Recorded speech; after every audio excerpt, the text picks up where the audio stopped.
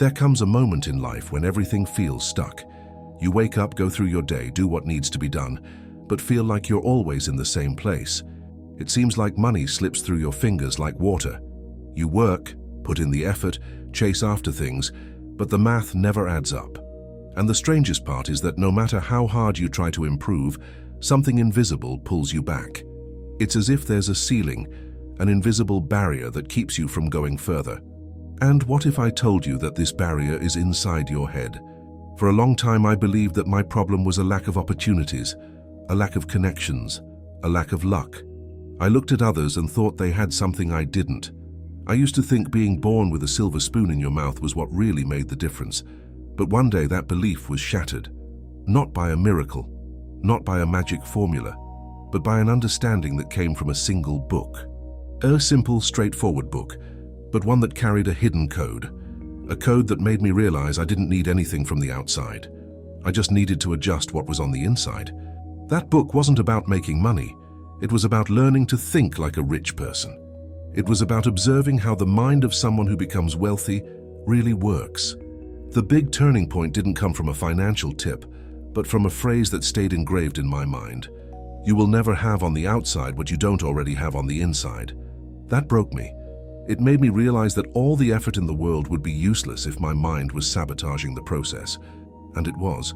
I was feeding thoughts of fear, scarcity, comparison, and unworthiness. Every day, without realizing it, I was repeating to myself that wealth wasn't for me. And before we continue, make sure you've already subscribed to the channel, but only do that if you believe you were born to enjoy the best this world has to offer. If that makes sense to you, write in the comments, "I am ready to prosper." Repeat that out loud, say it with conviction, and feel the vibration of those words entering your mind. The truth is, the biggest secret I've never told anyone is that my wealth began when I changed my way of thinking. Nothing external changed immediately. I still had the same bills, the same problems, the same limitations, but the difference was that I stopped fighting against everything and started building from within. I realized that every wealthy person I've ever met had a very similar mindset. They never saw themselves as victims of their circumstances. Even in difficult times, they always talked about solutions, possibilities, paths forward. They refused to live in scarcity. It was as if their minds simply rejected the idea that poverty is the final destination. The key this book gave me was the power of conscious visualization. Not that silly visualization of just imagining things like a distant dream, but the daily exercise of setting your mind to see a new reality as if you were already living it. I started imagining what I would do if I already had money. How would I think? How would I react to situations? How would I talk to people? And most importantly, what would I stop accepting in my life? This isn't pretending. It's reprogramming. It's teaching your mind to think like someone who is already rich, even before the money arrives. Because if you think like someone who is always broke, you'll make the decisions of someone who is broke. And decisions generate results. Do you see how everything is connected? The way you think creates the way you act, and the way you act creates the results you see. I started repeating phrases every day. At first, I doubted them myself. I would say, "I am prosperous," but everything around me said the opposite. But I persisted, and over time, those phrases began to seem natural. My brain started to accept them, and when the brain accepts something, it starts to work in your favor. It starts filtering information, opportunities, ideas, and that's where real change begins. You don't get rich from the outside in, you get rich from the inside out. If you look closely, people with the same background, the same conditions, live completely different realities. Some prosper, others don't. The difference isn't what happened to them, it's what each one did with what happened. The mind of someone who prospers is selective. It rejects small-minded thinking. It avoids negative self-talk. It doesn't accept living with little. And that's where it all begins, rejecting scarcity as a lifestyle. This book taught me that every time you accept something less than you deserve, you reinforce to your mind that you are not worthy of more. And the mind obeys. The mind is a fertile field. Everything you plant there grows. If you plant fear, limitation is born. If you plant boldness, opportunity is born. And you choose what you plant every day through your thoughts, your words, your actions. One of the most powerful practices this book taught me was silence. Silencing the mind and observing what was dominating my thoughts. And I was shocked. I was living in a cycle of internal complaint. I was constantly thinking about what was missing, what I couldn't achieve, what others had that I didn't. This is poison. This is the food of scarcity. And as long as I maintained this cycle, no matter how much I tried to change my life, I would always return to the same place. Because my mind hadn't changed. You need to start observing what you repeat every day, even silently. Is your internal dialogue building or destroying your wealth? Do you see yourself as someone who deserves it? Do you believe you have the ability? Or do you constantly look for excuses to justify why you don't yet have it? Change begins when you stop protecting yourself with excuses and start taking a stand with action. Say it now, out loud. I am reprogramming my mind for wealth. Say it firmly. Write it in the comments too. You need to hear yourself saying those words. You need to read what you're writing, because that's how the mind begins to understand that there is a new direction, a new order, a new identity. This book didn't teach me how to make money. It taught me to stop accepting scarcity as part of my life. And that made all the difference. Because when you change inside, the outside changes as a consequence. After the switch flipped in my mind, one of the first things I realized was how my habits were silently shaping my financial reality. Nothing changes in practice as long as habits remain the same. The mind may understand something new, but if the body and behavior remain stuck in old patterns, the result will remain the same. And this happens to more people than you imagine. They hear about prosperity. They say they want wealth, but they continue repeating attitudes that only reinforce scarcity. And the most interesting thing is that they don't even realize they're doing it, because habits are invisible. They're automatic. They're like software running in the background, controlling your actions without you having to think. And when this software is programmed for scarcity, for fear, for limitation, it doesn't matter how many books you read, how many videos you watch, how many times you declare that you want to be rich. Habits will continue to lead you to the same place as always, because they are stronger than intention. They are more powerful than desire. They are the truth of your body. And as long as you don't change your habits, you won't change your reality. You may even have insights, there may even be moments of clarity, but in everyday life, when you're not paying attention, old habits take over, and they take you back to where you've always been. And you get confused, thinking, why doesn't anything change? I already understand all this. I already know what I need to do. But understanding isn't doing. Knowing isn't applying. And until you transform knowledge into habit, into repeated action, into new automatic behavior, nothing really changes. And that's the part most people don't want to hear. Because it's hard work. Because it requires constant attention. Because it requires you to observe yourself all the time and correct your course whenever you realize you're returning to the old pattern. And that's tiring. It's easier to continue on autopilot. It's more comfortable to remain in the known. Even if the known is bad, even if the known keeps you trapped, because at least it's familiar, and the mind loves the familiar, even when the familiar hurts. It's not ill will, it's not laziness, it's programming. The mind has been taught from an early age to be overly frugal, to fear scarcity, to worry about the future, to doubt its own abilities. And with that, the body creates routines, automatic attitudes, predictable reactions, and all of them point to a destiny that is already mapped out, to survive, never to prosper. And the problem is precisely this. Most people are trained to survive, not to get rich. They wake up and think about the basics, what they need to pay for, what they will cut, what they can't do because it's too expensive. They live adjusting their lives to fit scarcity, but they don't understand that this only reinforces the scarcity itself. Because every time you adjust your life to fit the limitation, you are confirming to your mind that the limitation is real, that it is permanent, that it is inevitable. And your mind, which is extremely efficient, accepts this as truth. And it starts working to maintain this truth. It starts seeking confirmations. It starts ignoring opportunities that contradict this belief. It starts protecting you from any risk that could take you out of this safe zone, which is actually a prison zone. And you get stuck in this cycle, waking up every day thinking about how to survive, never about how to prosper, never about how to expand, never about how to create abundance, because your programming doesn't include that. Your programming is for survival. And survival is not life, it's just non-death, it's existing at the bare minimum. It's breathing but not living. And as long as you operate at this frequency, nothing changes. Because you're using all your energy just to stay alive, to pay the bills, to avoid sinking, and there's nothing left to grow, to invest, to take risks, to create something new. That was one of the biggest shocks I've ever had. I realized that even when money appeared, I treated it as something rare, something that could run out at any moment. I spent with guilt. I felt wrong for wanting comfort. And even if no one said it directly, it was as if life was always reminding me, this isn't for you. And I believed that for a long time, until I understood that wealth isn't about money in your pocket. It's about how you see yourself and how you position yourself in life, and that was a revelation that changed everything. Because I realized that as long as I saw myself as someone who didn't deserve it, as someone who wasn't born to have it, as someone who needs to settle for the bare minimum, no matter how much money appeared, I would sabotage it.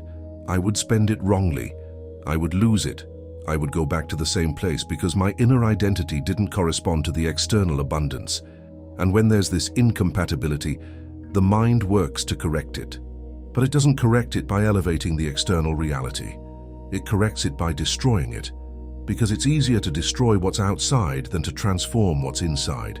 It's quicker to sabotage an opportunity than to change a deep-seated belief. And that's what I did for years. I sabotaged, I lost, I wasted. Not for lack of opportunity, but for lack of an identity compatible with those opportunities. And only when I changed who I was inside, only when I began to see myself as someone who deserves prosperity, who was born to live well, who has a right to abundance, did things truly begin to change. And they changed to stay, because now there was compatibility, there was alignment, there was an internal identity that supported the external reality I wanted to create. When you act like someone who deserves it, life starts to respond differently. When you begin to make decisions based on abundance, not fear, you access possibilities that were previously invisible. The world doesn't change, but your filter changes. And with that, you begin to see what you didn't see before. An idea, an invitation, a conversation, a chance. All of that was already there. But while your mind was blocked, none of it seemed possible. It's like wearing sunglasses on a sunny day and complaining that it's dark. The sun is shining. The light is there. But you can't see it because you have a filter in front of your eyes. And when you remove that filter, when you remove the lenses of scarcity and begin to see through the lenses of abundance, the world reveals itself completely differently. The same situations, the same people, the same circumstances, but you see it differently, you interpret it differently, you act differently.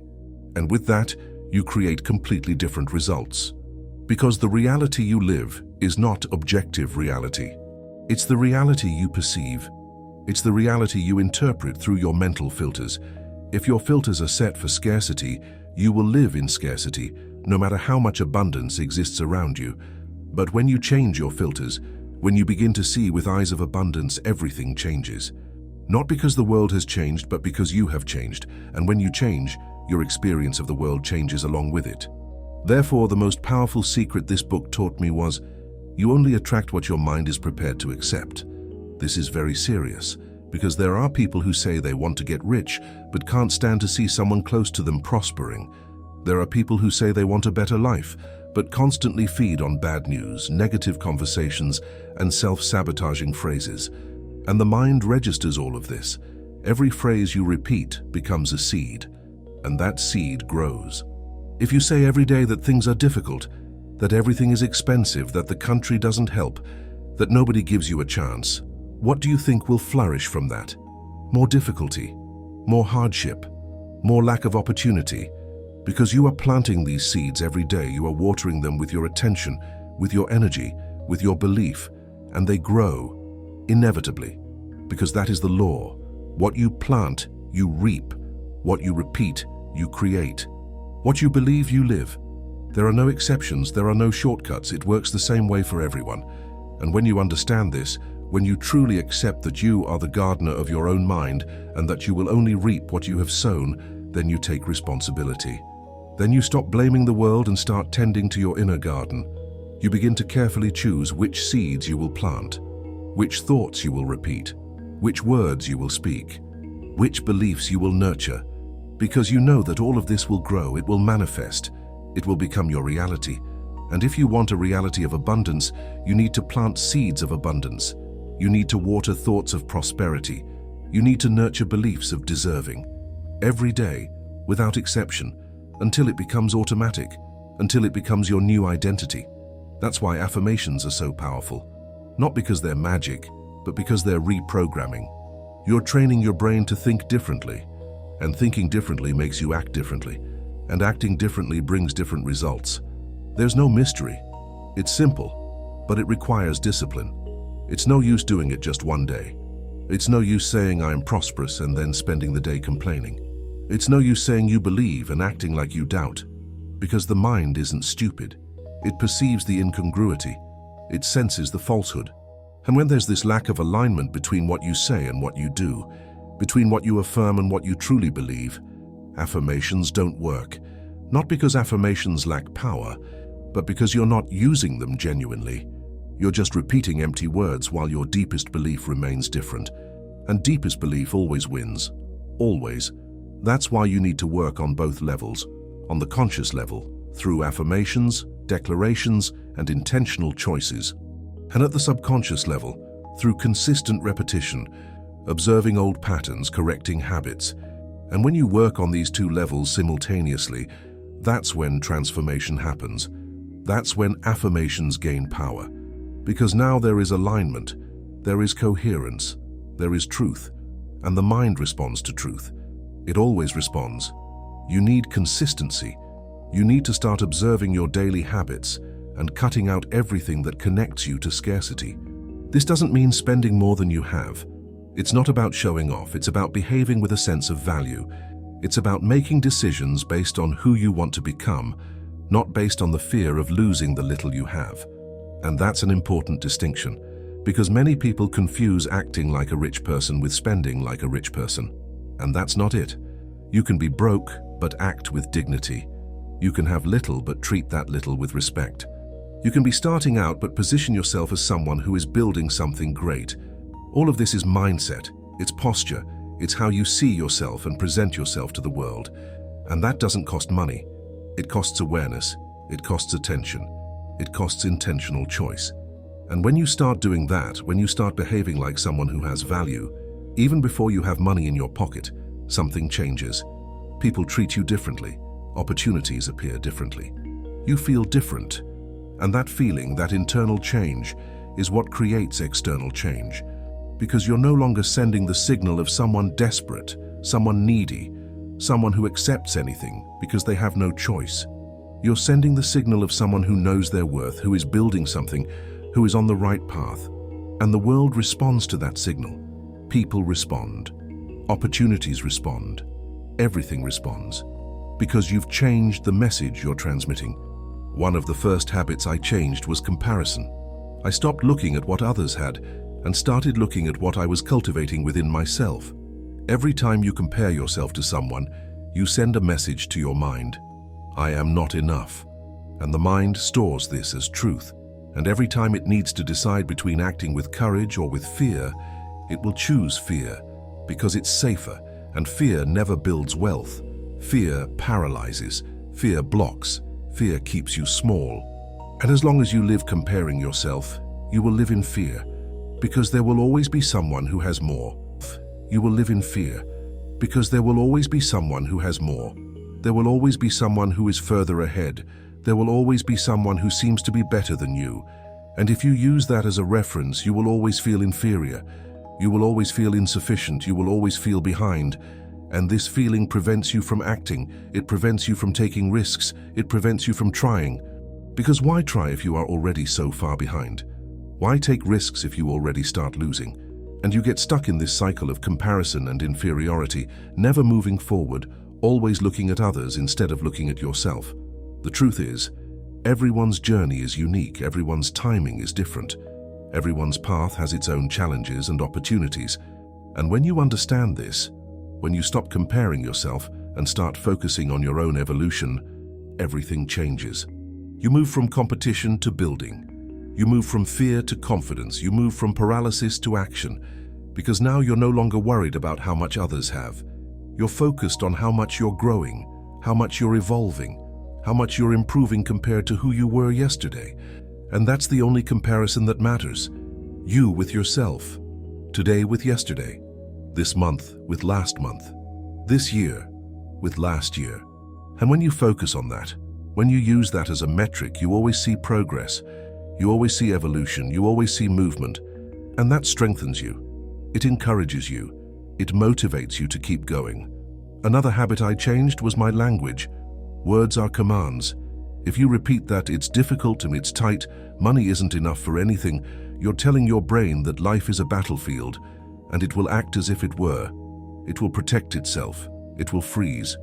It will prevent you from taking risks. And all this seems like precaution, but deep down it's fear. A fear that blocks action. And without action, there is no transformation. Because transformation requires movement. It requires you to get out of your comfort zone. It requires you to do something different. And if you are paralyzed by fear, disguised as precaution, you don't move. You stay still, waiting for conditions to improve, waiting for things to get easier, waiting for the right moment. But the right moment never comes, because fear will always find a reason to wait a little longer, another month, another year, until you look back and realize you spent your whole life waiting, never living, never risking, never trying, and all because your language was programmed for fear. Because you've repeated so many times that it's difficult, that it's tight, that it's impossible, your mind has accepted this as absolute truth and started protecting you from any risk. And this protection, which seems like care, is actually a prison. It keeps you trapped in the same place, safe perhaps, but trapped. And without freedom, without growth, without evolution. I started to monitor myself. Every time a negative phrase wanted to come out of my mouth, I would take a deep breath and replace it with an affirmation of power. I always have enough. Money comes to me easily. My mind is expanding. And at first it even seems like a lie, but over time it becomes natural. And when it becomes natural, the world around you starts to follow that frequency. Doors start to open, not because everything changed outside, but because you changed inside. Because you started emitting a different frequency, a different signal, a different energy, and the world, which always responds to your energy, started to respond differently. It started to show you opportunities that were always there, but that you couldn't see because you were tuned to the wrong frequency. And now that you've changed the frequency, now that you've started vibrating in the energy of abundance instead of scarcity, everything that was available but invisible starts to appear. The right people cross your path. The right ideas arise in your mind. The right opportunities present themselves at the right time. Not by magic, not by luck, but by alignment, by compatibility, through resonance, because you're finally on the right frequency. And when you're on the right frequency, everything that belongs to that frequency finds you. Inevitably, if you truly want to become wealthy, start with this. Observe what you think, what you say, how you react. Replace automatic behavior with awareness. Replace fear with affirmation. Replace I can't with I am learning. And write this now in the comments. I choose to think like a wealthy person. Write it and read it aloud. Let your mind listen to the sound of this new identity. This is how you create the groundwork for a new life, because the mind learns through repetition, and the more you repeat, the more you reinforce, the more you solidify, the more you make real what was once just a desire. And when you write, when you speak aloud, when you declare it publicly, you are making it more concrete.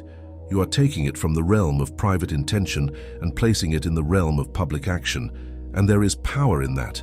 There is commitment in that. Because now you have declared it. Now you have taken responsibility. Now you have committed. And this commitment strengthens you, keeps you on track, reminds you in difficult times of what you decided, of what you chose, of who you are becoming.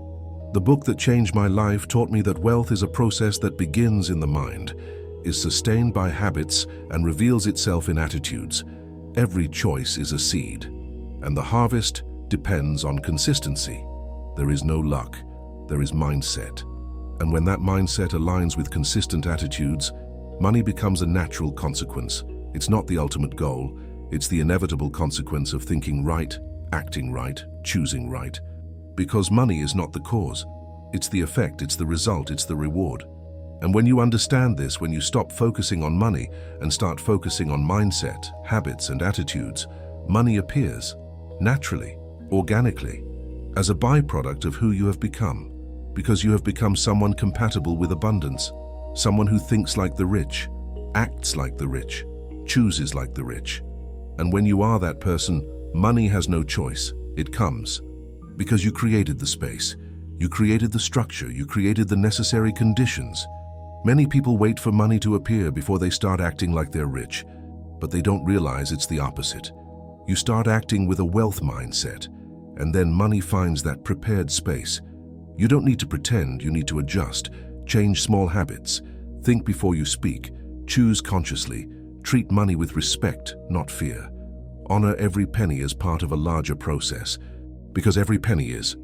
Every real you earn, every real you spend, every real you save, every real you invest, all of that is part of a larger process of building wealth. And when you treat each part of that process with respect, with awareness, with intention, the whole process accelerates. It strengthens, it solidifies, and abundance, which is the natural result of this process, manifests at the right time, in the right way. And when it arrives, you'll be ready. Because you did the inner work. You changed your habits, you adjusted your mindset, you aligned your attitudes, and now you are someone who not only attracts abundance, but knows how to maintain it, knows how to multiply it. He knows how to honor her. And above all, stop running away from responsibility, because as long as you believe someone needs to save you, you'll remain trapped. The secret is to take control of your mind, and that starts now, right now, at this very moment. You decide, you choose, you take responsibility. From now on, you are responsible for your mind, for your thoughts, for your words, for your habits, for your results. And when you take that responsibility, when you stop blaming and start creating, everything changes. Because now you are in command, now you have the power. And with power comes the ability to transform, to change, to build the life you've always wanted. It's not easy, it's not quick, but it's possible, and it's real, and it's available to you. Now, just choose, just start. Just accept that you are the creator of your own reality. And from there, build, brick by brick, thought by thought, habit by habit, until one day you look around and realize you did it. You changed, you prospered, because you took control, and he did the work, and he never gave up. And now he's reaping the rewards, what he always deserved, what was always possible, what was always available, but which only manifested itself when you finally became compatible with it. Most people want to get rich, but they still live with the same thoughts that maintain poverty as the foundation of their lives. This doesn't happen because these people are weak or less capable, but because their minds have been programmed to accept scarcity as something normal. Scarcity has become a silent routine. It camouflages itself in daily thoughts, automatic decisions, common conversations, and even habits that seem harmless but sustain a limited life.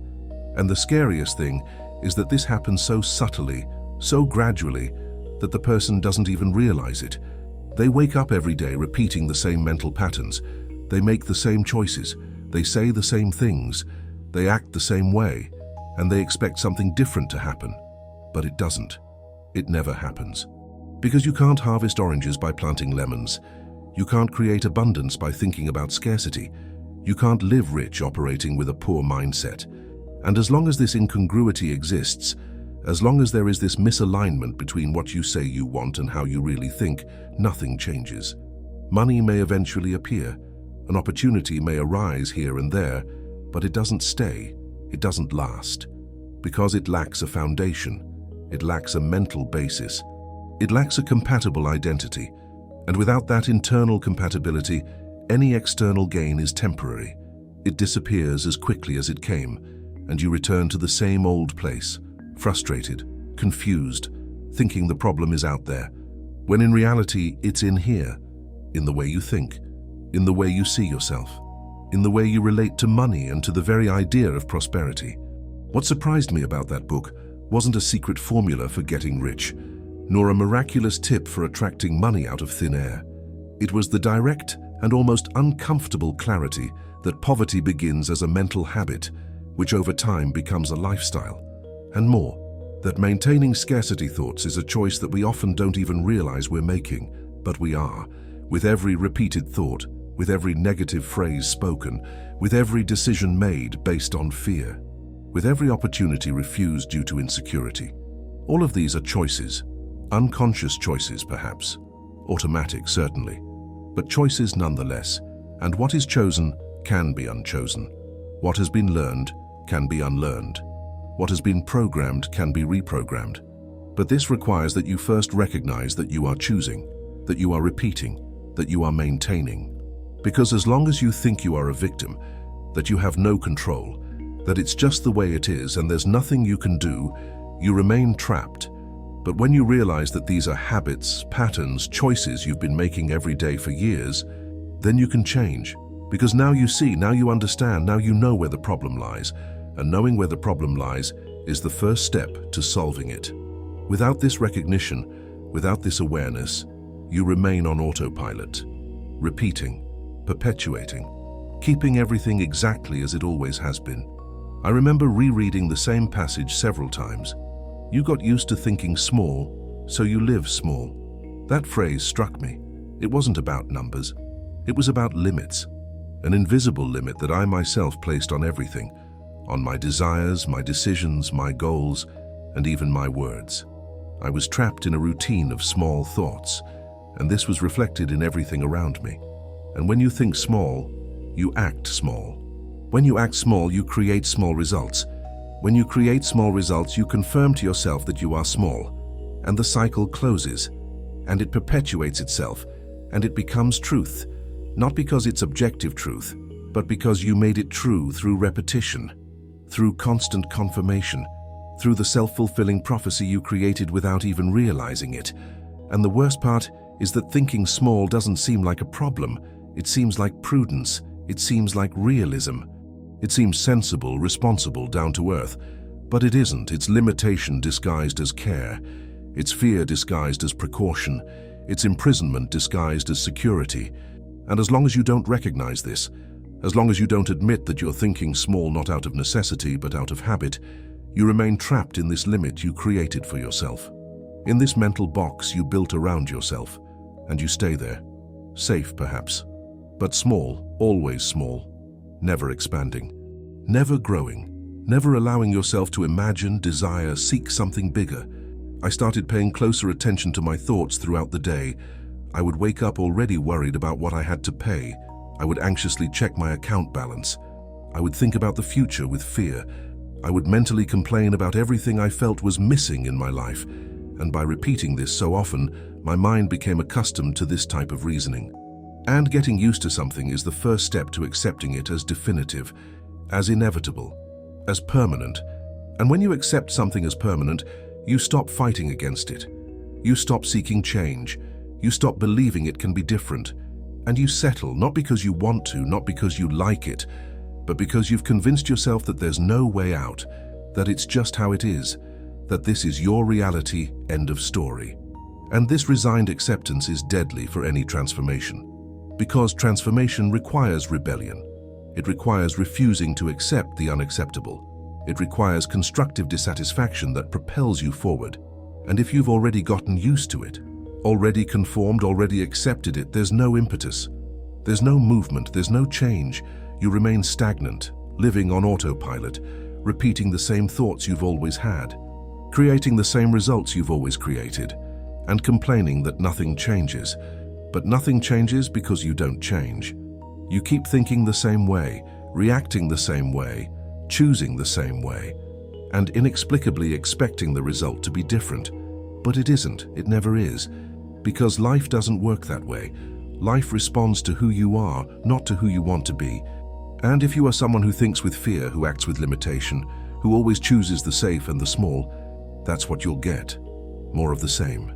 Always. Changing this required effort, and it wasn't from the outside in. It was an internal movement. It started when I understood that the mind works like a muscle. The more you train a type of thought, the stronger it becomes. And most people have a super-developed scarcity muscle.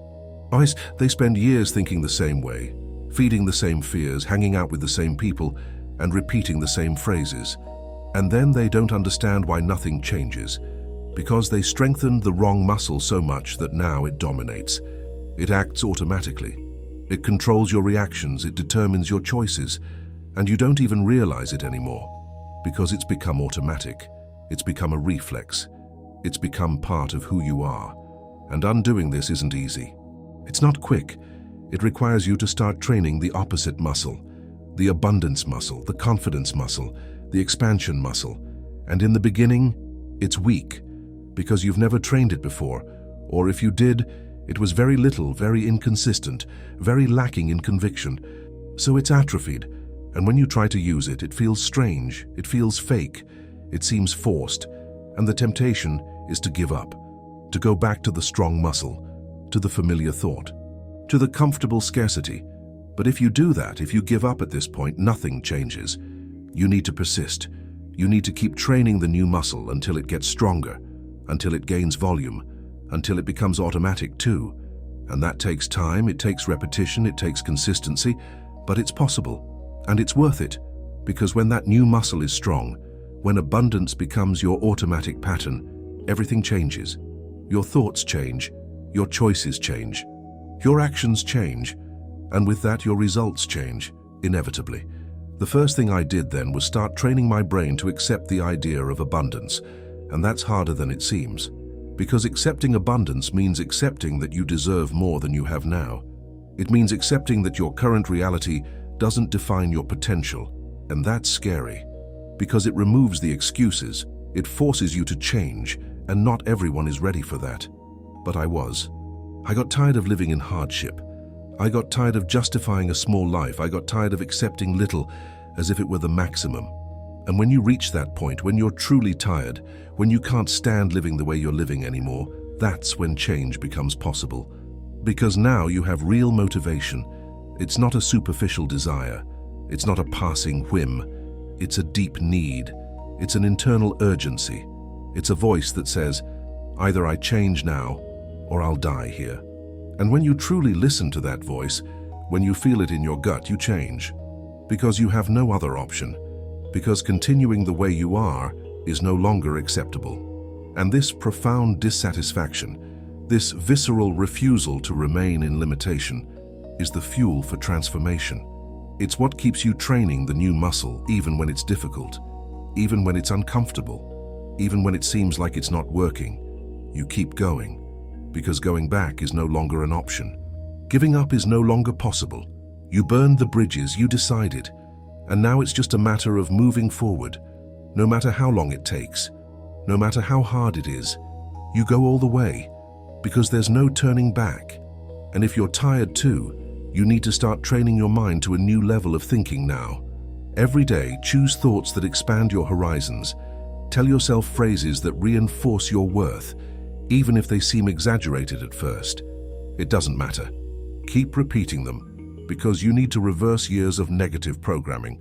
And that only happens with consistency, not with intensity, not with momentary emotion, with consistency, with daily repetition, with conscious choice made every day, multiple times a day, until it becomes automatic, until it becomes natural, until it becomes part of who you are. And this doesn't happen in a week. It doesn't happen in a month. It can take months. It can take years. But it happens. If you persist, if you don't give up, if you keep training the new muscle even when it's still weak, because it will strengthen inevitably. Because that's the law. What you train gets stronger. What you repeat becomes automatic. What you feed grows, always, without exception. It works for everyone. And it will work for you too. If you do the work, if you have the discipline, if you maintain consistency. Repeat aloud now, I am worthy of wealth. And write that in the comments too. It's that simple. But it's in this simplicity that the power lies. Because by writing, by speaking, by thinking this, you begin to build a new identity. And wealth doesn't come to those who still have the identity of limitation. It comes to those who assume every day that they deserve to live more, to have more, to be more. Because identity determines destiny. If you see yourself as poor, you act like a poor person and you live like a poor person. If you see yourself as prosperous, you act like a prosperous person and you live like a prosperous person. It's mechanical, it's predictable, it's inevitable. And when you understand this, when you realize that your identity is the key, you stop focusing so much on money and start focusing on who you need to become to attract and keep money. And this change of focus changes everything, because now you are no longer chasing something external, you are building something internal, something that no one can take from you, something that is yours forever, an identity, a way of thinking, a way of being. And when you have that, when you truly become someone who is prosperous internally, the external world has no choice. It adjusts, it aligns, it reflects who you have become, because that is the law, as within, so without, always, without fail. Another important point the book revealed to me was about the fear of money. It seems strange, but many people are afraid of money. Not the paper itself, but what money represents. Some are afraid of winning and losing, others are afraid of winning and changing. Still others think that if they become rich, they will attract envy, lose friends, and be judged. And all this creates a silent block. The person says they want to get rich, but they are afraid of what comes with money. And the brain understands this fear as a threat. The result? It avoids wealth, it sabotages, it closes doors. And you get confused, thinking the problem is external, thinking that opportunities don't appear, thinking you're unlucky. But that's not it. The problem is internal. It's the fear you have of your own success. It's the fear of the consequences of abundance. It's the fear of change, of growing, of becoming someone different. And this fear is powerful. It's paralyzing. It's a blocker, because it operates in the subconscious.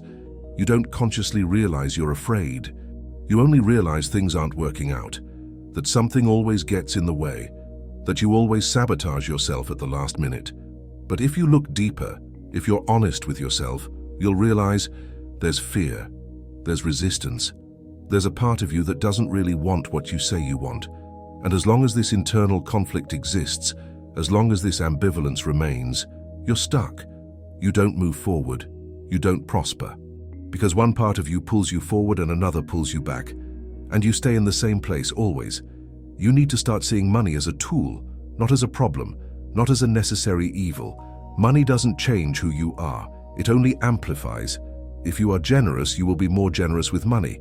If you are selfish, you will be more selfish with money. But it doesn't transform your character. It only adds volume. So, stop associating money with something negative. That blocks the flow. Attract money naturally, with respect, with awareness. Treat it as a partner in your freedom, as an amplifier of your qualities, as a tool that allows you to do more, help more, live more fully. And when you change that perspective, when you stop demonizing money and start valuing it for what it really is, a neutral tool that amplifies who you already are, the blockage disappears, the fear diminishes, the resistance dissolves, and you become open, receptive, available. And when you are in that state, when you truly accept money without guilt, without fear, without resistance, it comes naturally, easily, because now there is no blockage, there is no sabotage, there is no internal conflict. There is only alignment, there is only acceptance, there is only availability. And money, which always responds to your energy, your vibration, your availability, can finally arrive. And it stays, because you are no longer rejecting, you are no longer afraid, you are no longer in conflict, you are at peace. And abundance loves peace, loves clarity, loves acceptance. I started practicing small habits of respecting money, writing down income and expenses, giving thanks for every amount that came in, no matter how small. Stopping saying things like, I'm broke, I'm penniless, I have nothing. These phrases are dangerous. They seem like a joke, but they become patterns, and the brain learns. Everything you repeat, it transforms into identity. So, Replace these expressions with others. Say, I am under construction. I am organizing my financial life. Money is flowing to me. Even if you don't see it with your eyes yet, say it. Say it until it becomes part of you. Because language creates reality. Not magically, but practically. Because the language you use conditions your thoughts. Your thoughts condition your emotions. Your emotions condition your actions. Your actions create your results. It's a chain.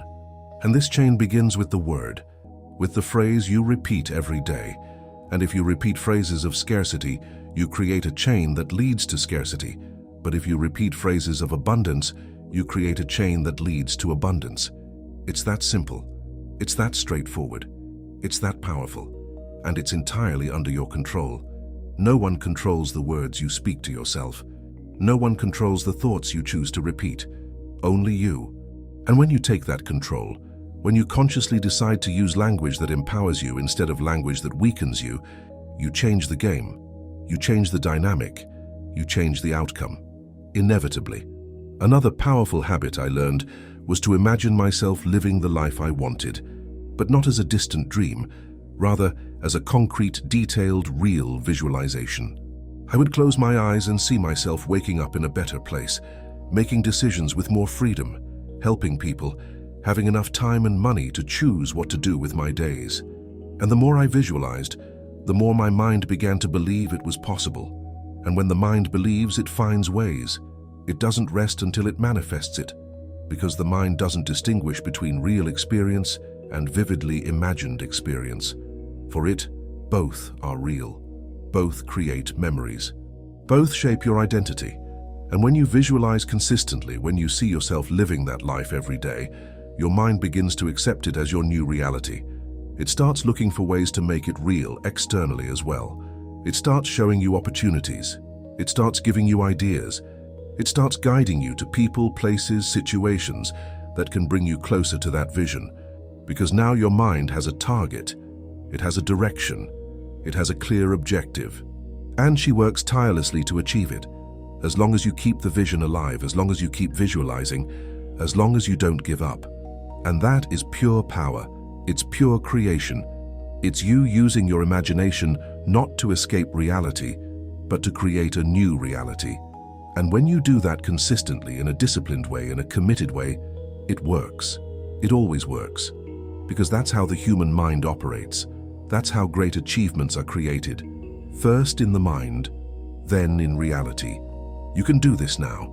Close your eyes for a few seconds and see yourself living with wealth. Feel the sensation. Notice how your breathing, your walk, your speech change. This sensation is powerful. It reconfigures your energy. And the world responds to the energy you carry. Because energy is information. It's communication. It's a message you transmit to everything and everyone around you. And when you carry energy of abundance, when you emit vibrations of prosperity, when you transmit frequencies of wealth, the world responds accordingly. People treat you differently. Opportunities appear differently. Situations unfold differently. Not because the world has changed, but because you have changed. You have changed the energy you are carrying. You have changed the message you are transmitting. You have changed the frequency at which you are vibrating. And everything around you responds to this change. Automatically, naturally, inevitably, because that is the law. You attract what you are. You manifest what you vibrate. You create what you emit. And when you understand this, when you truly accept this, you realize the immense power you have. You are not a victim of circumstances. You are the creator of circumstances.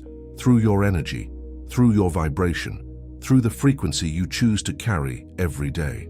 From the moment I understood this, I was never the same again. The secret wasn't money, it was mind control. It was the alignment between thought, word, and action. Wealth demands consistency. You can't think like a poor person, speak like a poor person, act like a poor person, and expect a rich life.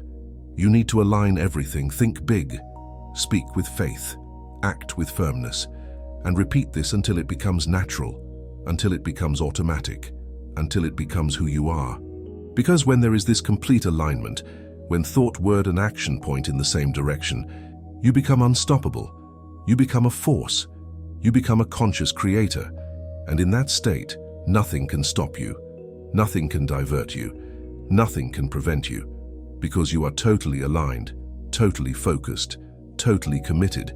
And when you operate at this level, the results appear, not as luck, not as chance, but as a direct and inevitable consequence of who you have become, of what you think, of what you say, of what you do, all of this working together, all of this pointing towards the same goal, all of this creating the same reality. And when that coherence exists, when that congruence is present, the manifestation is rapid, it's powerful, it's real. If you've made it this far, it's because you're truly seeking this change. So write in the comments now, "My mind is ready for wealth," and repeat this aloud as many times as necessary. Each repetition is a brick in the construction of your new reality. Each statement is a seed planted. Each affirmation is a step taken in the right direction. And when you do this consistently, when you repeat it every day, multiple times a day, something changes, something settles in, something solidifies, and one day you wake up and realize you are no longer the same person. You think differently, you speak differently, you act differently, and with that, you live differently. Because you built it, brick by brick, repetition by repetition, statement by statement, and now the house is ready. The foundation is solid, the structure is complete, and you are ready. Ready to receive, ready to keep, ready to multiply. The abundance that has always been yours by right, but that only now are you able to receive. Because finally, you did the inner work. Finally, you changed your mind. Finally, you became someone worthy. And when you are worthy, when you are ready, when you are aligned, abundance does not hesitate. It comes, and it stays, forever. When the mind begins to accept the idea of prospering, a new type of conflict appears. It's no longer a doubt about whether it's possible, but about whether it's allowed. And this detail, however small it may seem, is one of the greatest saboteurs of silent wealth that exists. Because many people believe that getting rich is possible. Yes, they believe that there are paths, that other people have succeeded, but they don't believe that they themselves have the internal permission for it. The mind may even desire it, but the feeling blocks it. Inside, they still feel indebted to life. They still carry guilt, fear of judgment, fear of being misunderstood, and this type of thinking sucks away any progress. And the worst part is that this conflict is invisible. It's not conscious. It's not obvious. You don't wake up thinking, "I don't have permission to be rich," but you act as if you don't. You refuse opportunities without a clear reason. You sabotage projects that were going well. You give up when you're close to winning. And then you get confused, wondering why the same thing always happens. Why whenever you're close to achieving something bigger, something inside you blocks you. Something inside you sabotages you. And the answer lies there. In the deep, often unconscious feeling that you are not allowed, that you don't deserve it, that there's something wrong with you having more when so many have less, that you will be judged, that you will lose people, that you will change negatively. These are all beliefs, deep beliefs, beliefs that have been installed over years. And as long as these beliefs are active, as long as you don't consciously identify and deactivate them, they will continue to sabotage you. They will continue to block you. They will continue to prevent you from achieving what you say you want, because a part of you doesn't want it. A part of you is afraid. A part of you believes it's not allowed. And as long as that part exists, as long as that belief is active, you remain divided. And nobody prospers divided. Nobody gets far with one foot on the accelerator and the other on the brake. You need alignment. You need all parts of you to be rowing in the same direction. And that only happens when you clear these beliefs, when you release these shackles, when you give yourself genuine and profound permission to thrive. The book that opened my mind to wealth made me look in a mirror that didn't show my face, but what I truly thought about myself. I realized that a part of me still felt trapped in the past, in experiences that marked me, in phrases I heard, in situations where I felt inferior, devalued, voiceless. And each of these experiences created an invisible knot, an internal block. I said I wanted to grow, but a part of me still felt indebted to that smaller version of the past, as if I owed loyalty to suffering, as if growing meant betraying who I was. as if prospering meant denying where I came from, and that held me back, prevented me from fully moving forward because I wasn't whole in the pursuit. There was a part of me still trapped back there, still identified with the pain, still clinging to the role of victim, and as long as that part existed, as long as I didn't free it, I wouldn't be able to truly prosper, because prosperity requires you to free yourself from the past. Not that you forget, not that you deny, but free yourself from identifying with suffering. Stop defining yourself by your wounds.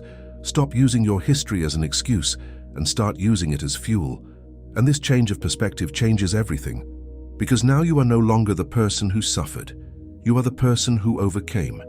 You are no longer defined by pain. You are defined by overcoming.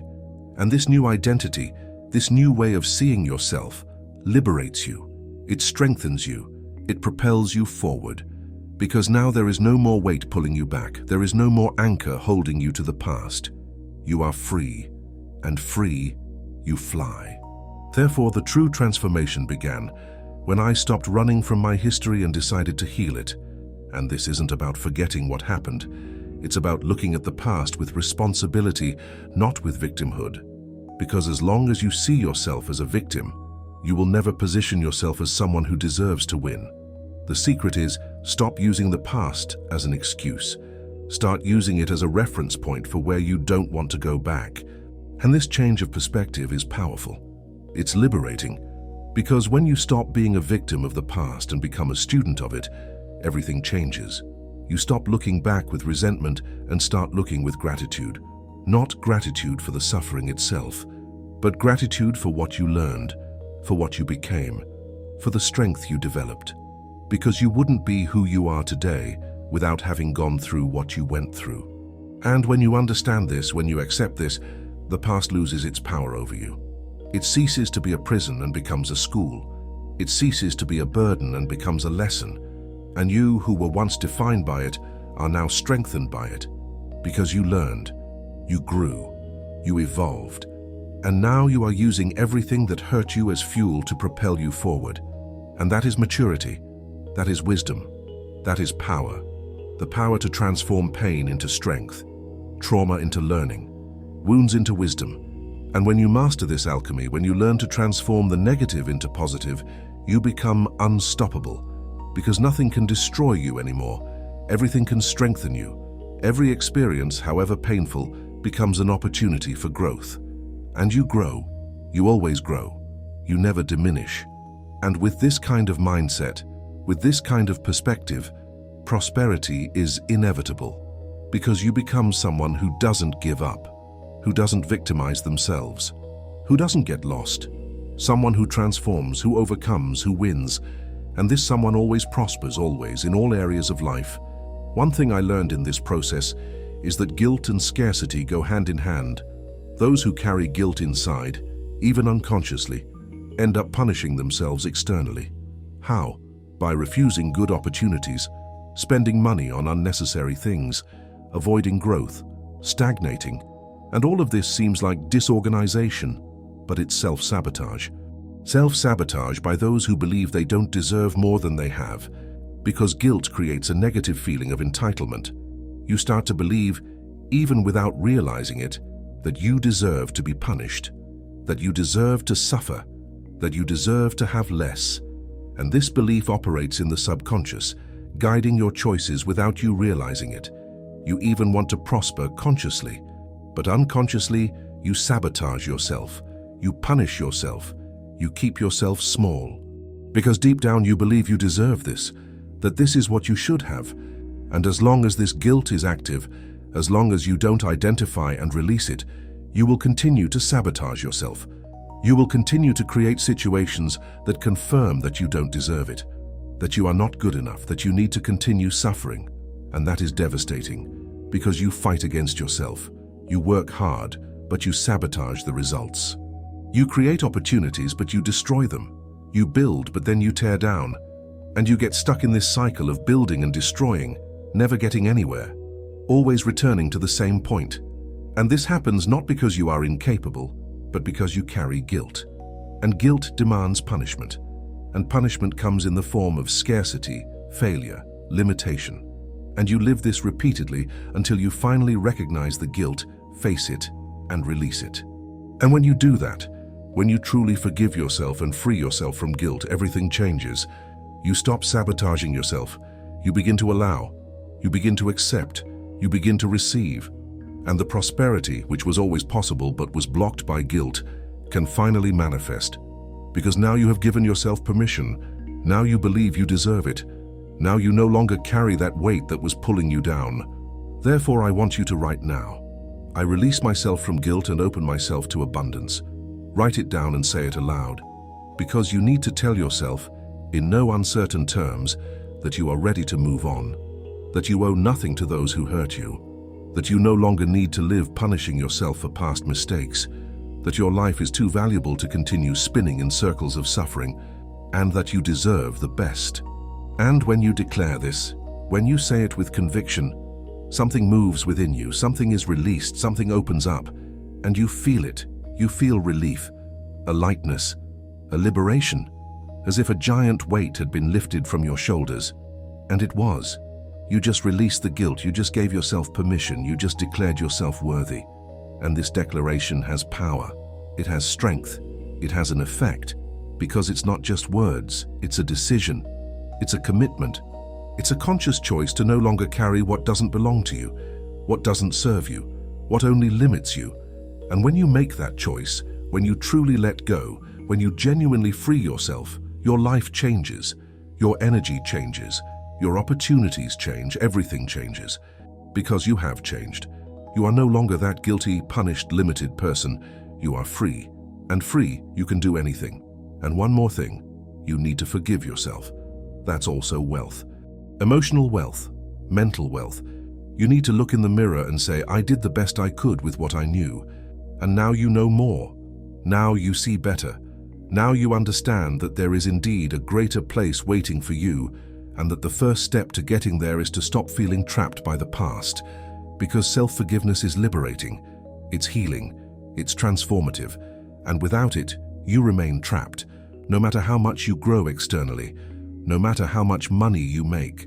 If internally you haven't forgiven yourself, you will sabotage yourself, you will destroy, you will lose everything, because you don't believe you deserve to keep it. You believe you deserve to be punished, and the punishment will come one way or another until you finally forgive yourself. And when you do that, when you look at yourself with compassion instead of judgment, with acceptance instead of condemnation, everything changes. You stop being your own executioner and become your greatest supporter. You stop punishing yourself and start strengthening yourself. You stop limiting yourself and start expanding. And this change is profound. It's real. It's permanent. Because now you're no longer fighting against yourself. You're working with yourself. You're on your own side. And when you're on your own side, when you're your own ally, nothing can stop you. Nothing can bring you down. Because you have yourself. And that's all you need. The book taught me that wealth doesn't mix with feelings of internal debt. And when I say debt, I don't just mean financial. It's emotional. It's energetic. It's that feeling of, I can't have too much because there are people in need. Or if I grow, I'll distance myself from those I love. All of these are invisible shackles, and they need to be cut.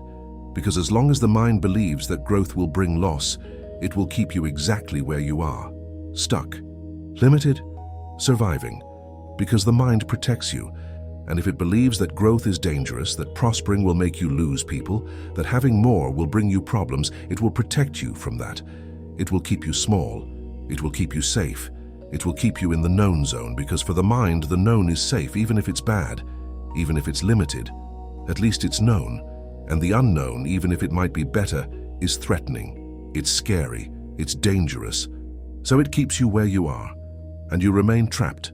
Thinking you're incapable, thinking you're unlucky, thinking the world is against you, when in reality it's your own mind protecting you from something it perceives as a threat.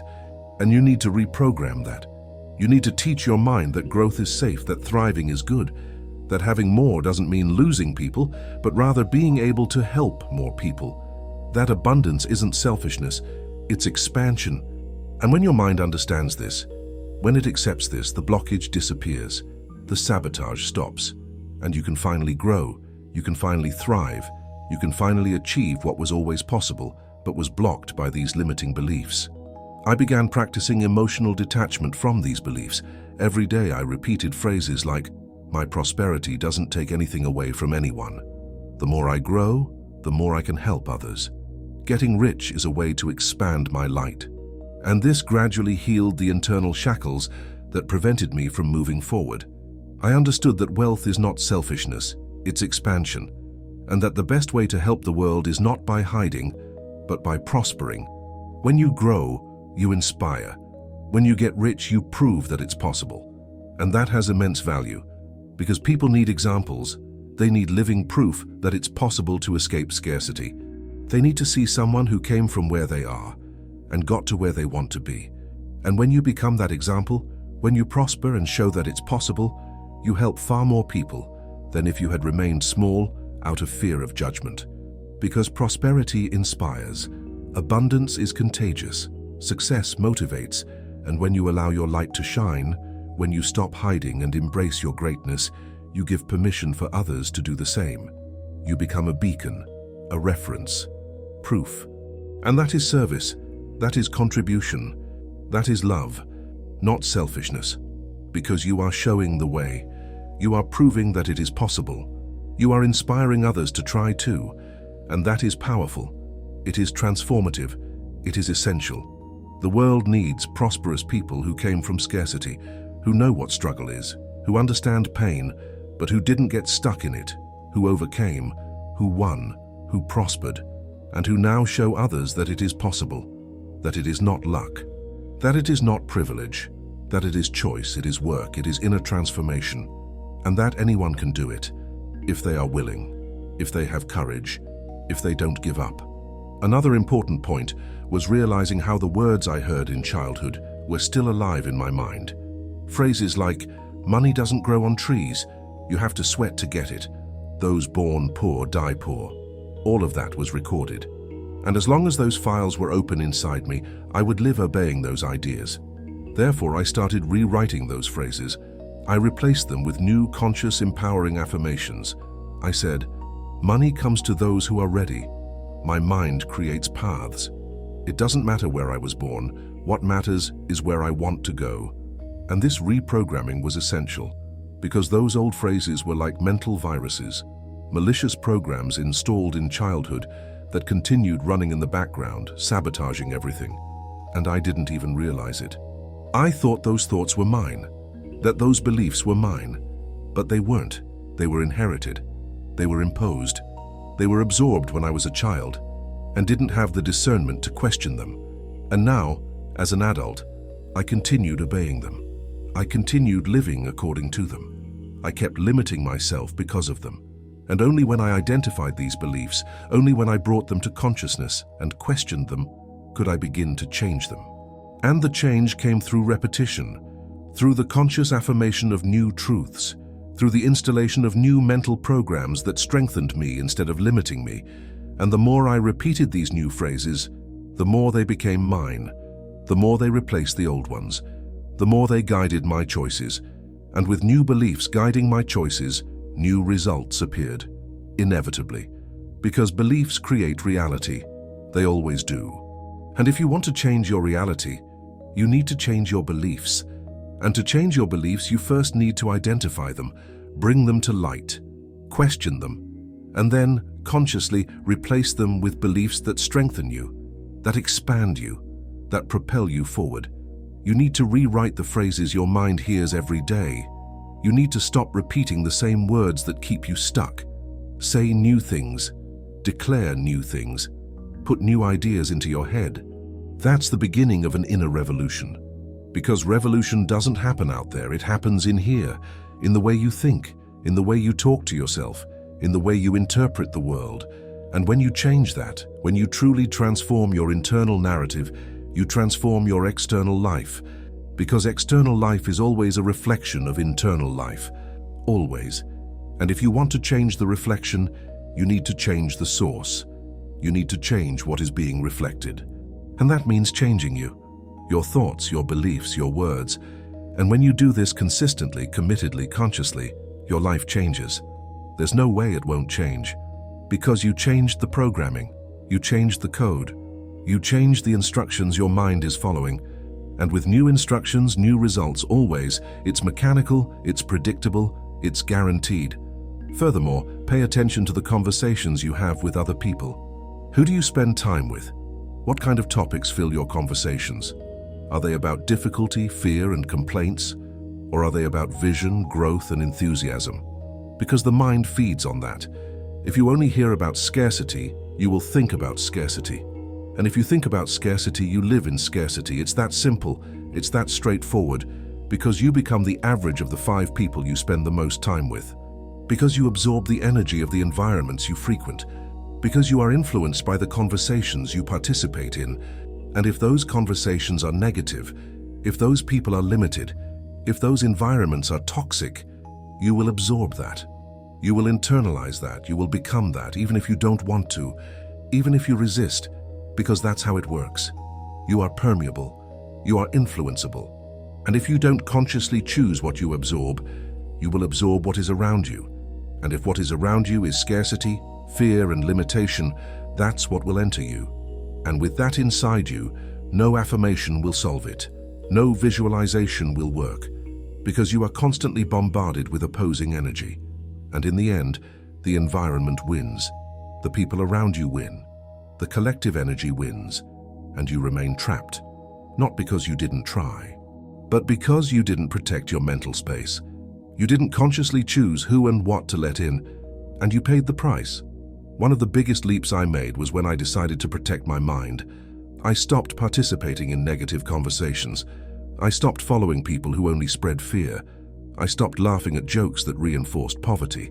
This seems radical, but it was essential, because my mind needed a clean environment to grow, and little by little, it created new paths. And reality began to change along with it. Because when you cleanse your mental environment, when you stop contaminating yourself with negative energy, your mind is free to create, to imagine, to expand. And it does this naturally, because that's what it was made for.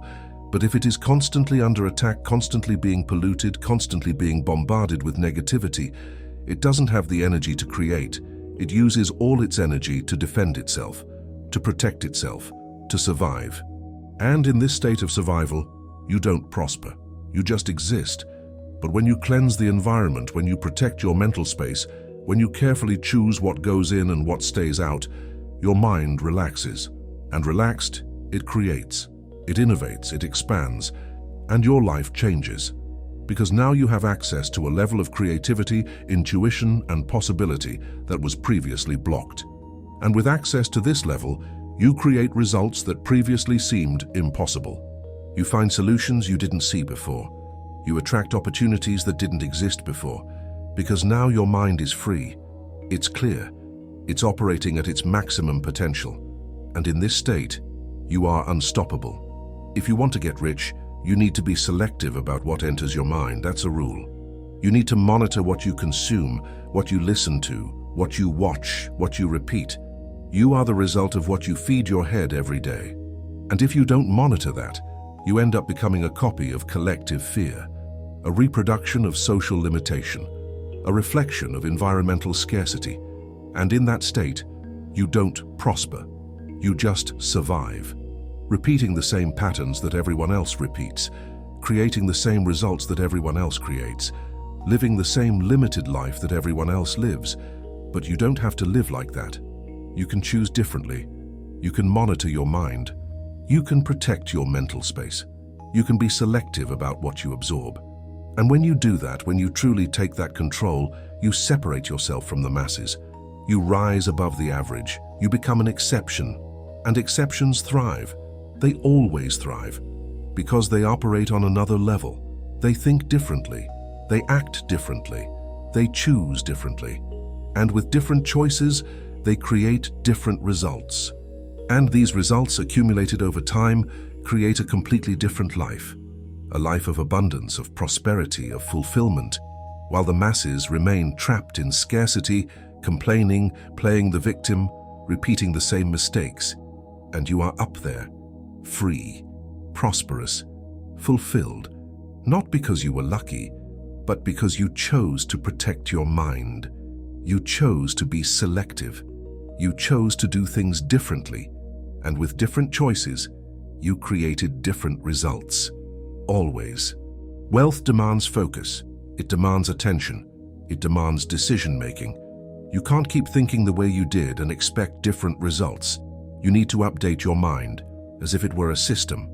Leave the old versions behind, and trust that your new way of thinking will open up new possibilities. And it will, it always will.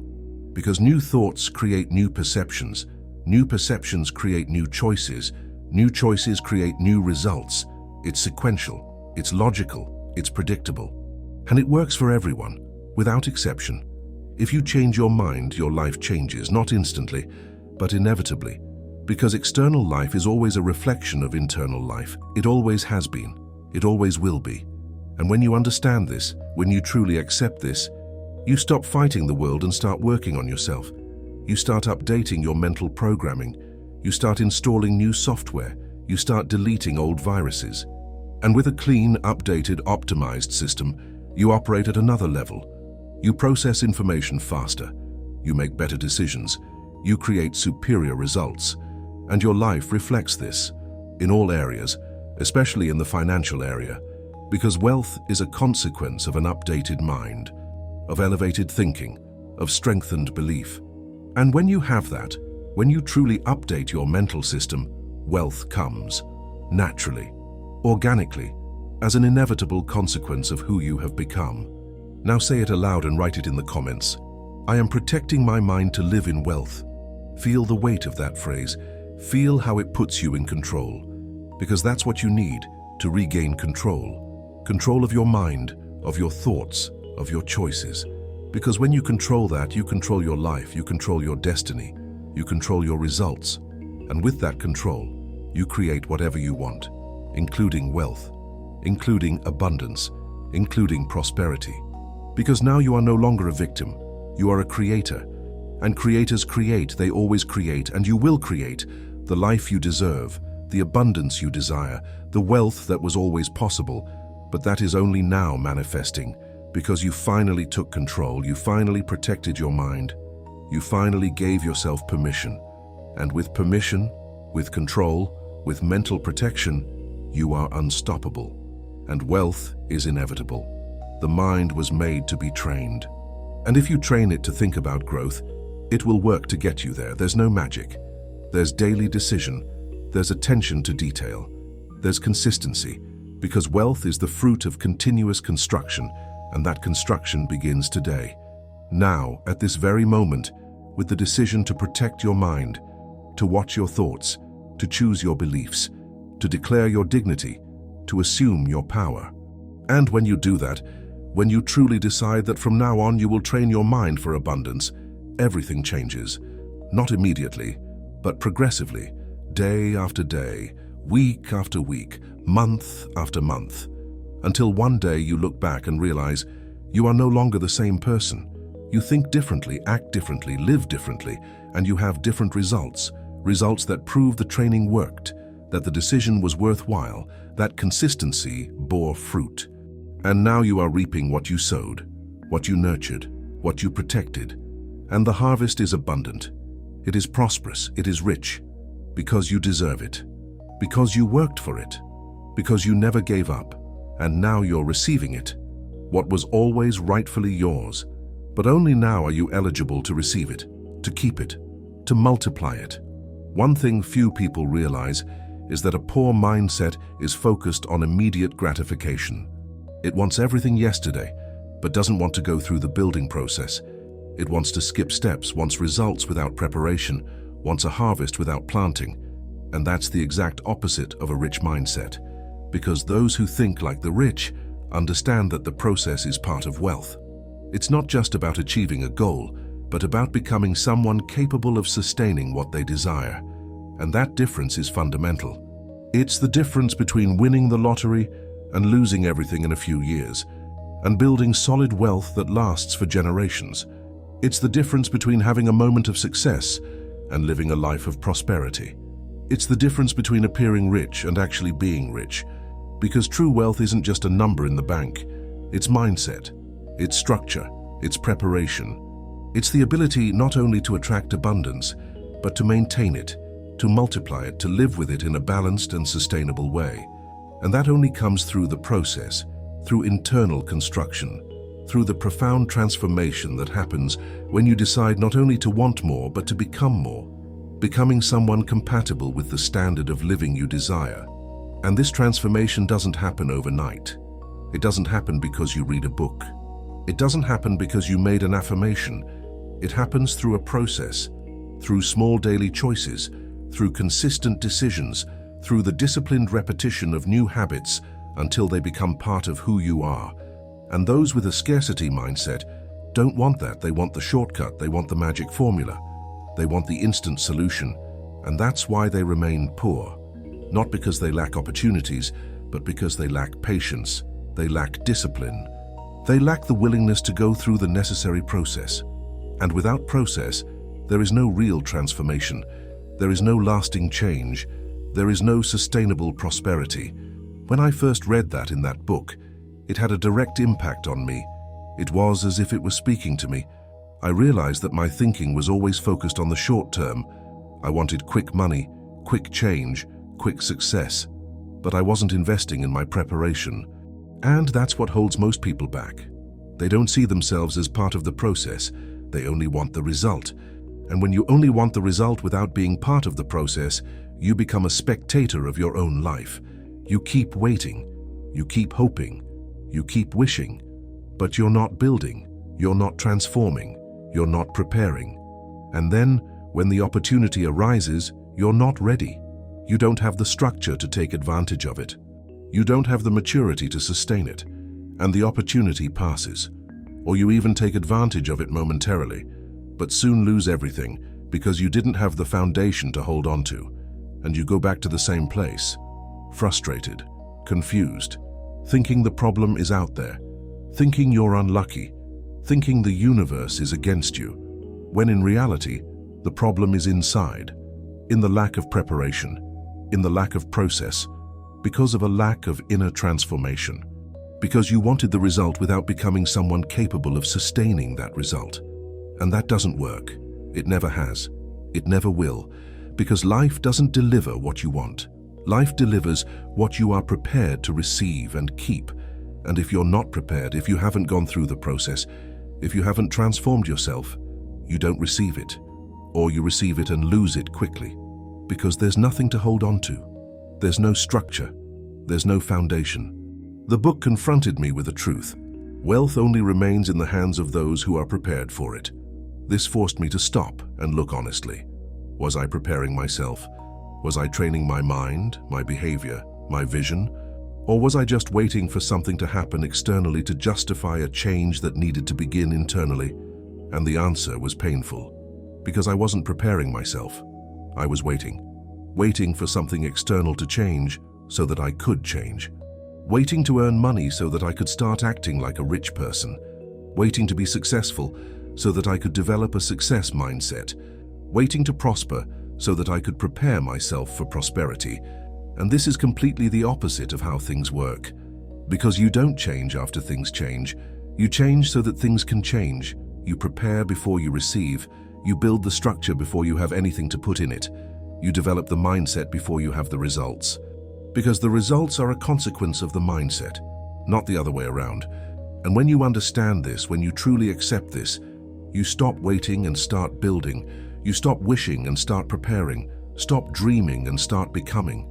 And this change in attitude changes everything. Because now you are in control. Now you are acting. Now you are building.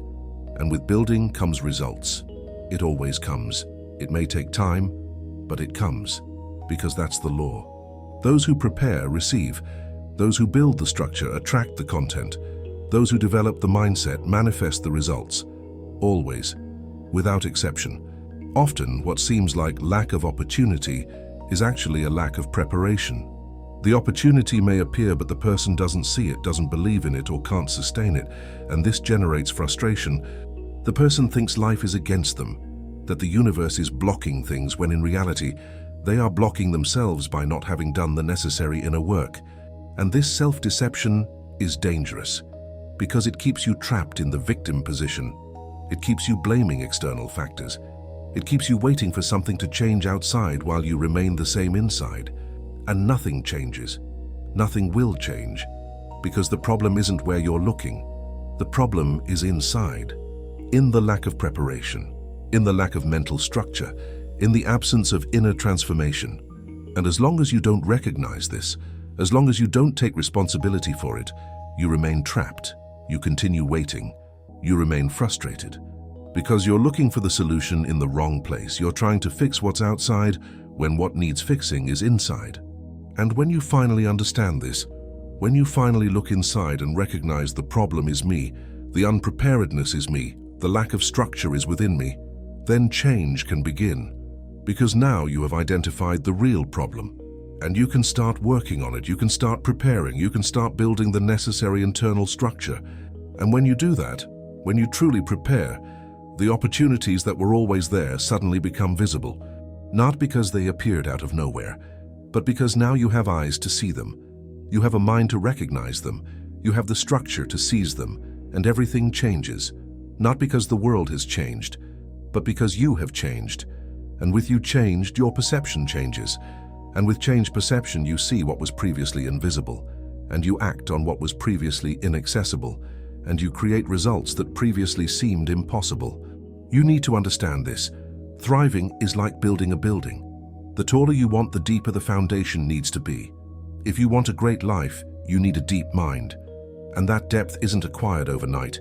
It's built with discipline, persistence, and daily decisions. And it all starts with a simple question. Am I acting like someone who is preparing to thrive? And that question is powerful, because it takes you out of the dream and puts you in reality. It takes you out of intention and puts you into action. It forces you to honestly look at your daily choices and ask, is this bringing me closer or pushing me further away? Is this preparing me or sabotaging me? Is this building or destroying? And when you ask yourself this question every day, when you use it as a filter for your decisions, everything changes, because now you have criteria, you have direction, you have clarity, and you can choose consciously, you can decide intentionally, you can act strategically. Instead of living on autopilot, repeating old patterns that keep you in the same place, you act consciously, making new choices that take you to a new place. And these choices, accumulated over time, create a completely different life, a life of preparation, of structure, of a solid foundation. And on that solid foundation you can build high, very high, because now you have the necessary foundation, you have the necessary mental depth, you have the necessary preparation.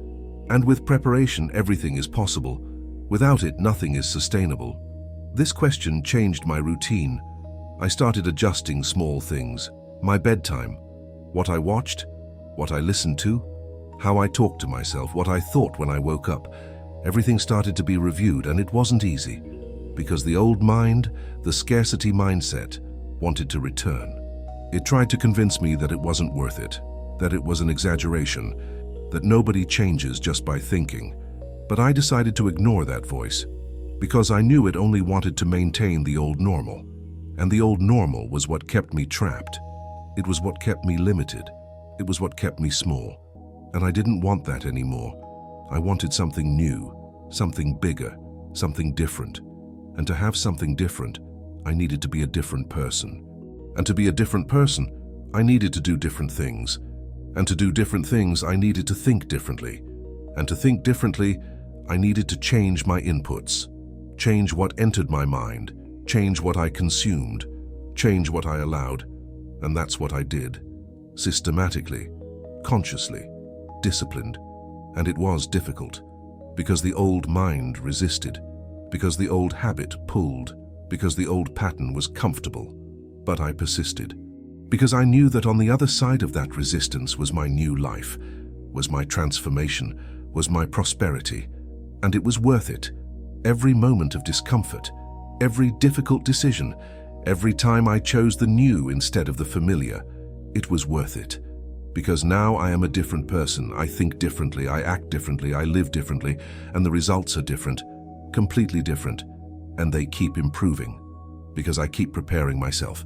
I keep building. I keep deepening, because I understood that prosperity is not a destination. It's a journey, it's a continuous process, it's permanent construction. And the more I prepare myself, the more I prosper. Always. You also have that voice inside you, the one that says it's no use, that it's difficult, that no one will understand you, that you've tried before and it didn't work. That voice is the echo of your mind programmed for scarcity. And the only way to silence that voice is to keep going, even when it screams.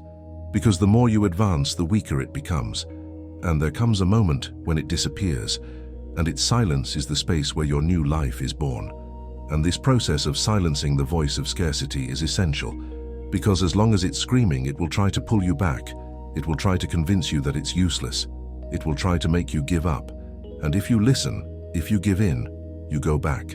Back to the same place, back to the same patterns, back to the same life. But if you ignore it, if you keep going even with it screaming, something happens. It starts to lose strength. It starts to weaken, because you are proving through consistent action that it is wrong. You are proving that it is possible. You are proving that it is worthwhile. And with each test, with each small victory, it grows weaker, until one day you realize it's no longer speaking. It has fallen silent. And in its place, there is a new voice, a voice of confidence, a voice of certainty, a voice that says you can do it. You're on the right track. Keep going. And this voice strengthens you, encourages you, propels you forward, and you continue, no longer fighting against doubt, but flowing with certainty. And in this state you are unstoppable, because now there is no more internal resistance, no more sabotage, no more conflict. There is only alignment. There is only focus. There is only forward movement. And with this alignment you prosper, inevitably. The secret I've never told anyone is that there were days when I almost gave up. Days when it seemed like nothing was changing, that the effort was in vain. But I kept going. And you know why? Because the biggest sign that you're changing is precisely that discomfort. When the old mind starts to feel uncomfortable, it's a sign that something new is taking over. It's a sign that you're growing. It's a sign that you're evolving. Because growth hurts. Evolution is uncomfortable. Transformation is uncomfortable. It always is. Because you're leaving the known. You're leaving the familiar. You're abandoning what was safe to embrace what is new. And that's scary. That creates resistance, that generates discomfort. But that discomfort isn't a sign that you're on the wrong path. It's a sign that you're on the right path. It's a sign that you're truly changing. Because if you were comfortable, you'd be in the same place, you'd be repeating the same patterns, you'd be living the same life, but you're not. You're changing. And change hurts. But on the other side of that pain is your new life. It's your transformation. Your prosperity lies within. And it's worth going through the pain. It's worth enduring the discomfort. It's worth continuing even when it seems like nothing is changing, because it is changing. Inside, deeply. And soon it will manifest on the outside as well. Inevitably. Because internal change always generates external change. Always, it's just a matter of time and persistence, and not giving up when it gets difficult. Because it's precisely when it gets difficult that most people give up. And that's why most people don't prosper. But you are not the majority. You will continue. Even when it hurts, even when you doubt, even when it seems not worth it, you will continue, and you will win. Because those who don't give up always arrive, always. You may not see results yet, but if you've already started thinking differently, you're on the right track, and that's what you need to maintain, the thought process. Because the right thought leads to the right attitude, and the right attitude leads to a new result. There are no shortcuts, there is direction.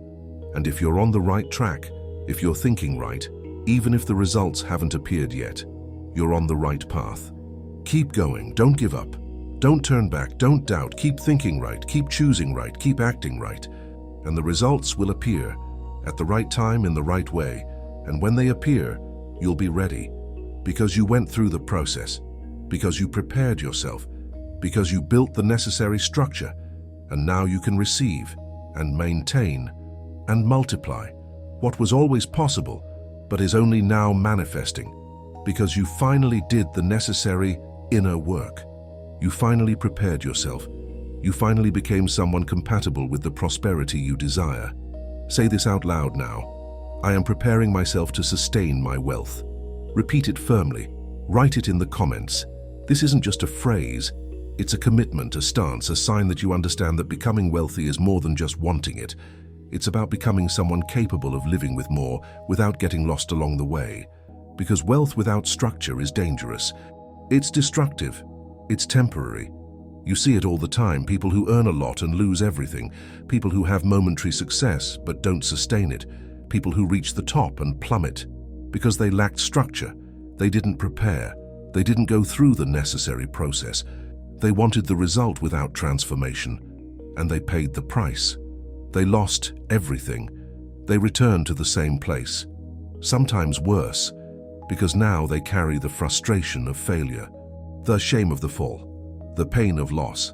But you won't go through that, because you are preparing yourself, you are building the structure, you are going through the process, you are becoming someone capable not only of attracting wealth, but of sustaining it, of maintaining it, to multiply it, to live with it in a balanced and healthy way. And that's what makes the difference between momentary success and lasting prosperity, between having money and being rich, between seeming prosperous and being prosperous. And you are choosing to be, not just seeming. You are choosing to build reality, not just a facade. You are choosing to prepare deeply, not just superficially. And that choice will make all the difference. It will determine not only whether you will prosper, but whether you will maintain prosperity and multiply it and live with it fully, forever. And here's another powerful lesson this book taught me. True wealth isn't just about having more money. It's about having clarity, emotional control, vision, and balance. Because if you earn money without these things, the money slips away. You get lost, you get entangled, you regress. That's why so many people who earn a lot lose everything, because they didn't build within themselves what they received externally. They didn't develop the necessary emotional maturity. They didn't cultivate the necessary mental clarity. They didn't establish the necessary balance. And without these internal foundations, external money has nowhere to stand. It has no structure to support it, and it slips away. It goes away as quickly as it came, and the person returns to scarcity, confused, destroyed, worse than before, because now they know what it is to have and to lose. And this pain is deep, it's traumatic, it creates wounds that take years to heal. But all of this could have been avoided if the person had prepared themselves, if they had built the internal structure before receiving external abundance, if they had developed clarity, emotional control, vision, and balance, if they had gone through the process of internal transformation, then money would have a foundation, it would have a structure to sustain itself, it would have a base to grow, and it would remain, and it would multiply, and it would bring true prosperity. Not just temporary, but lasting, real, sustainable. Internal strength is what guarantees external stability, and this applies to everything: emotional life, health, relationships. Those who think like the wealthy organize their lives internally first. They define boundaries, choose their companions, are mindful of their consumption, take responsibility, stop complaining, stop justifying, and begin to act in alignment with the life they want to live. This internal organization is visible. It manifests externally in how a person speaks, positions themselves, makes choices, and reacts. All of this reveals the level of internal organization, clarity, and maturity. People notice, opportunities notice, the universe notices, and it begins to respond accordingly. It starts treating you as someone who is ready, as someone with structure, as someone who deserves it.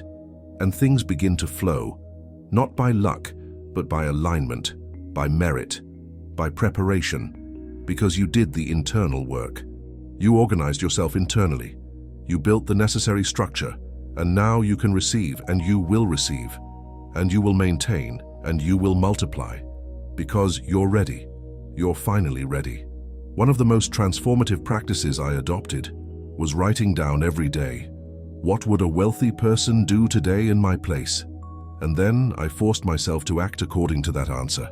Sometimes it was something simple, like not wasting time on social media. Other times it was something bigger, like saying no to an invitation that I knew would take me away from my goals. But this exercise helped me get out of autopilot. It got me moving. And that's what you need to do. You need to get out of autopilot. You need to start making conscious choices. You need to stop repeating old patterns and start creating new ones. And this simple exercise is extremely powerful for that, because it forces you to think before you act. It forces you to consider, what would someone who already has the mindset I want to have do in this situation? And then act accordingly.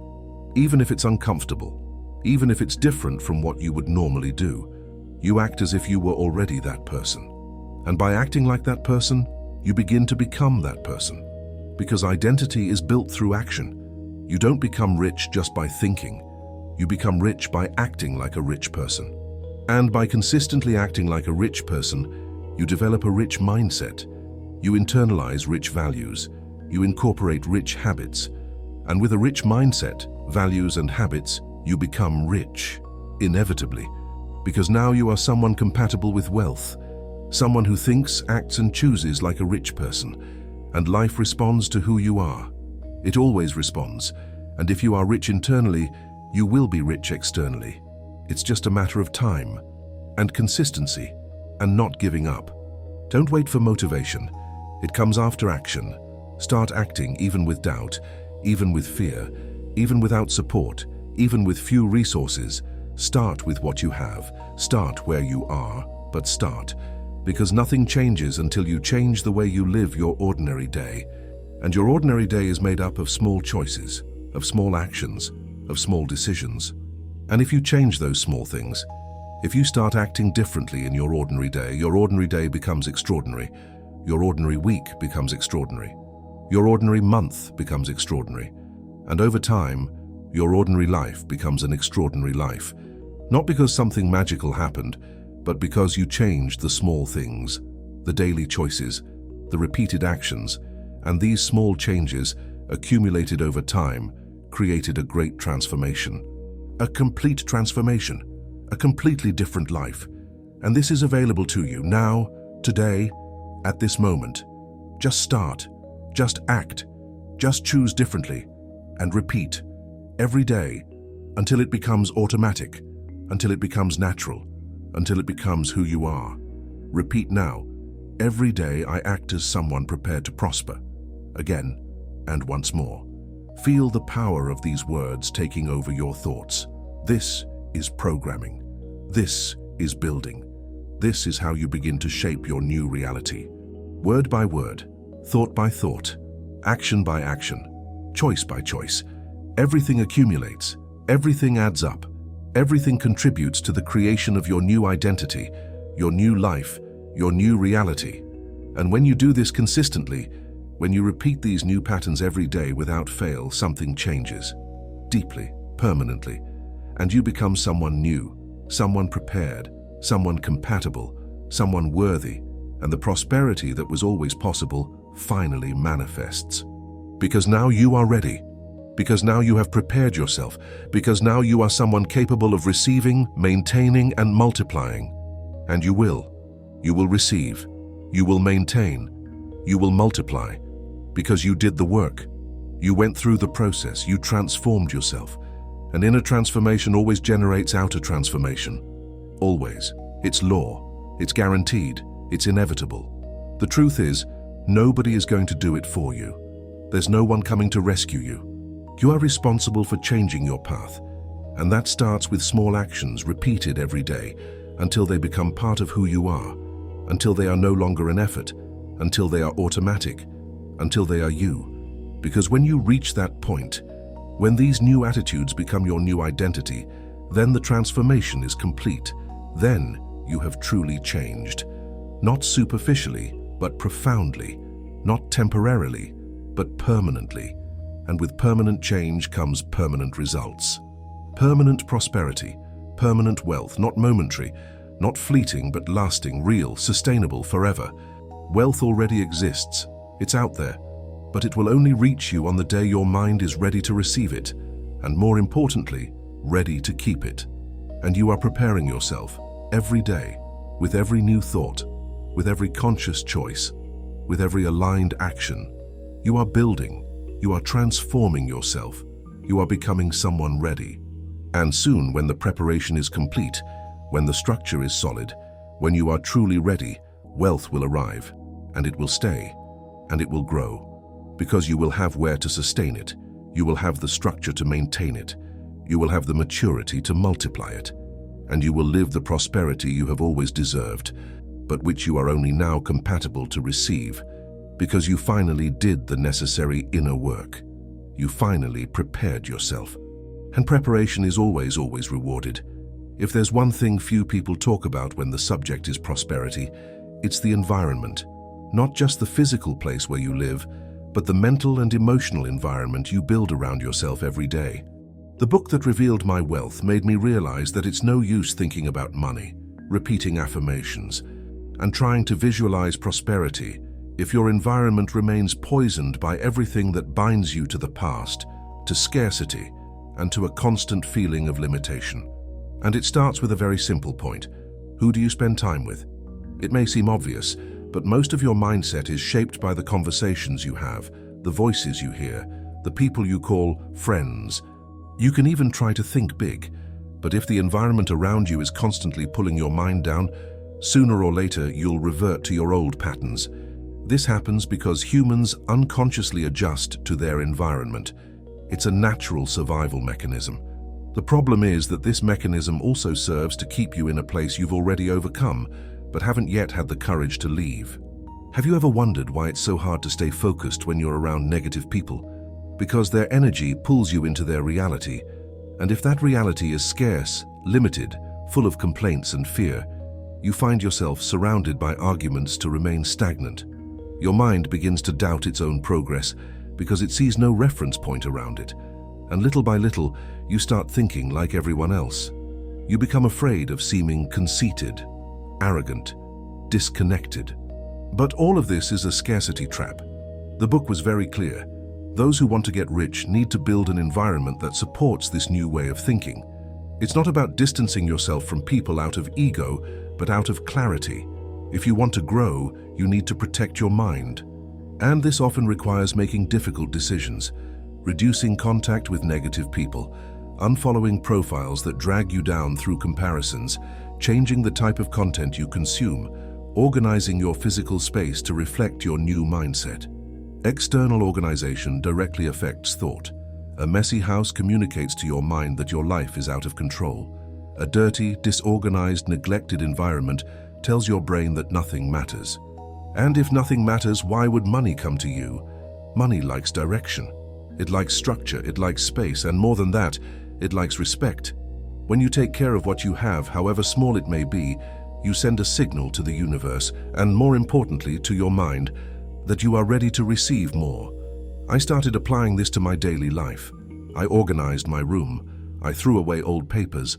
I donated clothes I no longer wore. I separated broken objects. Everything that communicated stagnation was gone, and the feeling was immediate. Lightness, clarity, strength. It was as if I had opened up physical space for something new to arrive. And it did, because that's how it works. Wealth doesn't enter where there's still the debris of scarcity. First you clean, then you attract. And here's another crucial point. What you consume goes directly into your mind. Every song, every news item, every video, every conversation. Everything is information. Everything becomes mental fuel.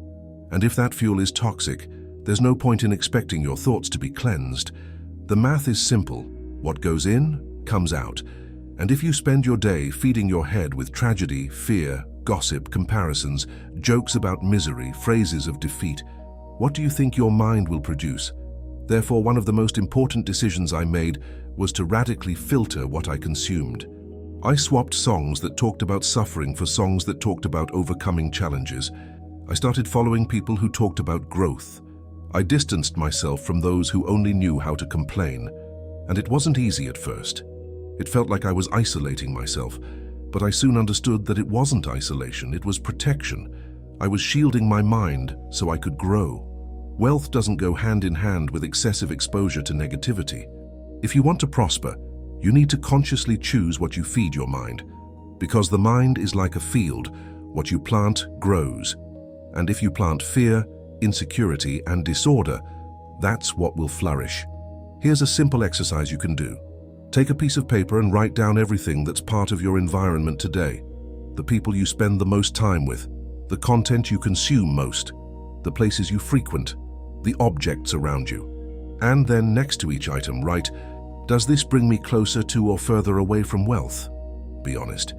You'll be surprised by the number of small things that are holding you back without you even realizing it. And here comes the most powerful part. Start eliminating everything that keeps you away, even if it's little by little, even if it's hard work, even if it hurts, because every space you free up opens a new possibility. And that new possibility may be exactly what you've been asking for so long. Now say it out loud and write it in the comments. I choose to build an environment that sustains my wealth. Repeat this as many times as necessary. This phrase needs to stick in your system because it is the beginning of a real concrete daily transformation. Its return directly influences your progress, and if you don't take care of it, you will sabotage yourself without realizing it. Another thing that profoundly changed my environment was including moments of silence and reflection in my daily life.